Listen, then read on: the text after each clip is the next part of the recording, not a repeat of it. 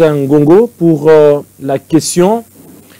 Beaucoup de gens qui passaient dans l'enceinte de l'hôpital général de référence Mwangeji de Kolwezi voyaient des bâtiments, un étage qui était en train de pousser et beaucoup de gens ne savaient pas de quoi il était question. Ces bâtiments appartenaient à l'État, ces bâtiments devaient servir à quoi?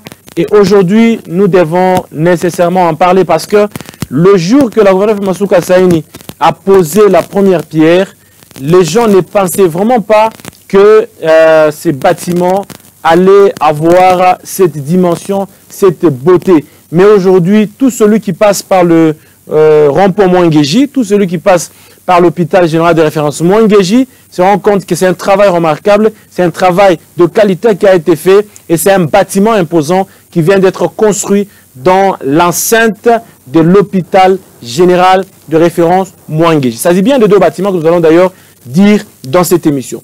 Le premier bâtiment que la gouverneure Masuka Saini vient de construire dans l'enceinte de l'hôpital général de référence Mwangeji, c'est l'hôpital moderne de Mwangeji. Okay. C'est le premier bâtiment que quand vous venez du côté Kazembe, vous arrivez au niveau de la route qui mène vers la morgue. Okay. Vous allez vous réaliser qu'il y a un grand bâtiment et il y a une grande barrière, nous allons en parler. Il y a une grande barrière qu'on vient de construire, même la nouvelle clôture qu'on vient de faire là-bas au niveau de Mwangeji. Donc, les premiers bâtiments, c'est ce que nous appelons la clinique moderne de Mwangeji. Cette clinique va servir pour le soin que nous manquons dans la province.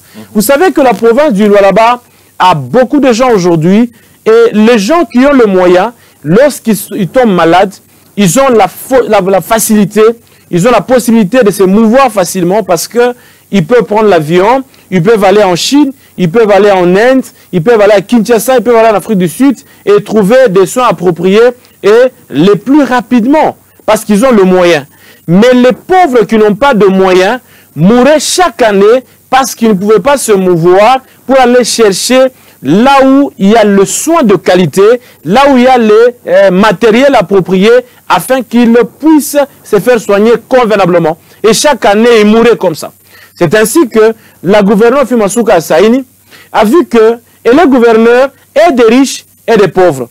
Tout celui qui est riche, il a besoin de soins appropriés, des soins de qualité, lorsqu'il tombe malade. Celui qui est pauvre, lorsqu'il est malade, il a besoin de soins appropriés lorsqu'il est malade, bien entendu. Mais la gouverneure Masuka Saini s'est dit qu'il faut nécessairement que nous puissions construire un grand hôpital, une grande clinique qui va aider et les riches et les pauvres à se faire soigner et à trouver le matériel que nous allons le plus souvent chercher à l'étranger.